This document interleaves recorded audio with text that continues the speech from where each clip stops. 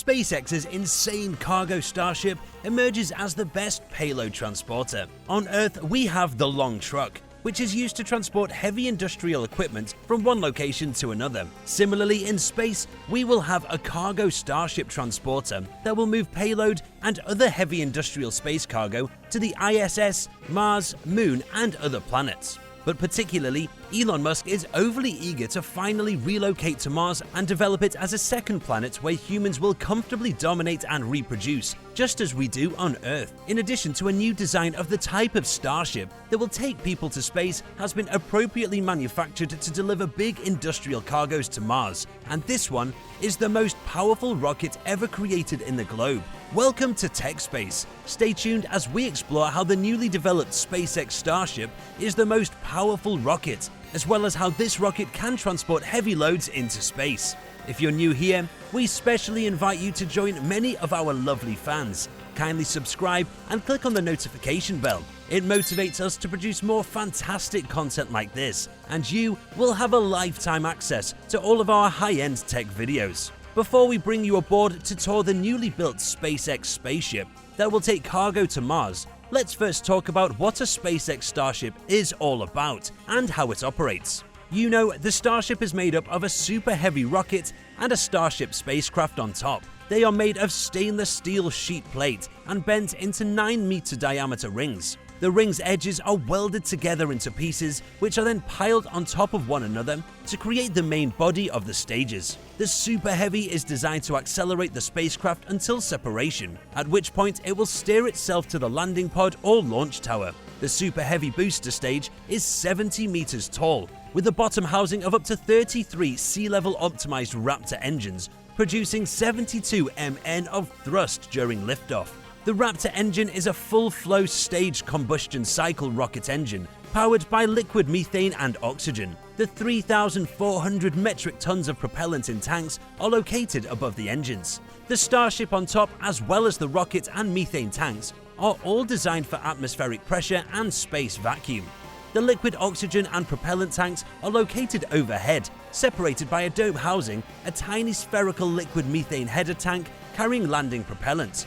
The payload part is located on top of the tanks and contains the space for payloads. The 4 grid fins mounted on the top of the rocket are intended to regulate its fall and catch it in midair by the launch tower's pair of mechanical arms. The rocket is topped with a stage adapter to which the Starship is attached. Both the Starship on top and the rocket are launched into space together, and they separate in space at an altitude of 500 kilometers from the Earth's surface. On separation, the first stage of the Starship will accelerate to orbital velocity and carry out mission activities and goals. A huge clamshell door replaces traditional payload fairings on the Starship freight, allowing it to collect, store, and return payload to Earth. The door will shut during launch, then open to discharge the cargo once in orbit, before closing again during return. The payload bay of the Starship crewed model will hold cabins and other amenities that will be used on Mars. Starship uses 2 sets of perpendicular flaps to adjust the attitude during re-entry and descent. Starship has a pair of bigger flaps at the bottom and a pair of smaller forward flaps on the nose cone. A heat shield constructed of aluminium, lithium, and carbon composites alloy covers the spacecraft's windward side.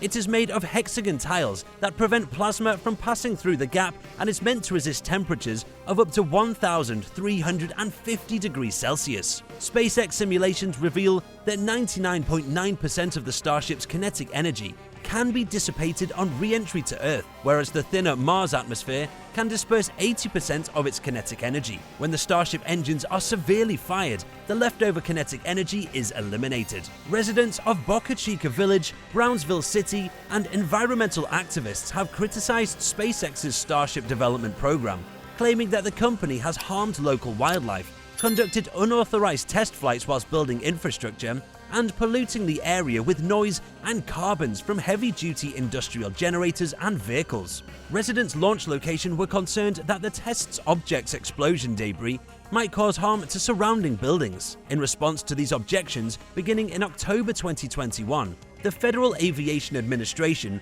will invite the public to comment on the draft environmental impact statement for the Boca Chica launch location, which was issued on September the 19th. On the other hand, spaceflight aficionados and space news journalists have praised SpaceX's transparency, since the public can be extremely near to the launch site and feast their eyes on everything happening on there, including the construction process of the Starship. Before humans are sent to Mars, cargo ships will deliver necessary equipment to the planet's surface, such as a fertilizer plant, a propellant factory, and building materials for constructing geodesic domes covering farms. The propellant plant uses carbon dioxide from Mars's atmosphere and hydrogen from subsurface ice to produce propellant. Following that, the factory employs the Sabatier reaction to produce liquid methane and liquid oxygen. The spacecraft can launch from Mars to Earth if it is refueled with propellant manufactured by the plant on Mars. It's largely technical stuff, and even that's more like background knowledge and high-level overviews than instructions on how to use anything. The concrete takeaways are meant for a single group, and future Starship passengers may utilize them as a reference for early payload accommodations information. In that regard, employing a Starship from Musk's SpaceX firm might become the most recent type of container transportation. Having a set, predictable amount of space throughout a fleet is precisely what prompted the invention of cargo containers, which decreased costs across practically all legs of shipment by eliminating the need for finicky labor to load and unload individual objects or cartons. Musk also utilized repurposed freight containers to construct his SpaceX Starship headquarters. These estimates are less about payload and more about the amount of people who can safely travel and live on Mars for lengthier missions to the moon, and Musk hopes, according to SpaceX, Starship will be able to transport up to 100 passengers, which is much more than the existing record of slightly over a dozen people on one spacecraft at one time. If this many individuals could fly into low Earth orbit at the same time, the popular perception of space travel would undoubtedly shift and become, well, more grounded in reality. And since Starship is totally reusable, a crew could theoretically fly up with a satellite or space station parts and build it before safely returning to Earth. There has never been a fleet of ships the scale Musk envisions for SpaceX, and the possibilities are quite fascinating. So, once in orbit, what will the cargo bay spaceship be used for? The payload bay would also have communal rooms, storage space, a kitchen, and a shelter where people may assemble to protect themselves from solar storms, which occur when the sun spews hazardous charged particles into space. The Starship will also contribute to NASA's Artemis mission, which seeks to create a long-term human presence on the moon. The US Space Agency gave SpaceX a $2.89 billion contract in April 2021 to develop Starship into a lander capable of taking people to the lunar surface this decade. And this sparked a spat between Amazon founder Jeff Bezos and Elon Musk. The uncrewed or cargo version of Starship has a payload bay that opens like a crocodile's mouth. This would enable it to be utilized for satellite launches. According to SpaceX, the massive payload capacity opens the doors to new sorts of robotic research missions, including telescopes bigger than the James Webb Observatory, the upcoming successor to Hubble. The technique might potentially be utilized for space tourism